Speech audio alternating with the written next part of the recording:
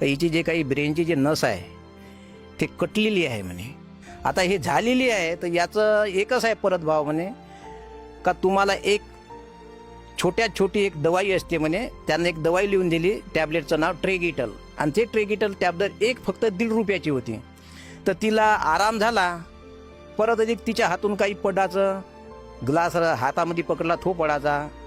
कधी तिला काही विचारलं तर ते ऐकायचे नाही, काही बोलायचे नाही. अरे असं का? मग त्यांना मला लक्षण सांगितले होते, काहीचे लक्षण अशा अशा प्रकारचे आहे. भक्तीमध्ये तर समजा कोणत्याच प्रकारचा म्हणजे विश्वास नव्हता.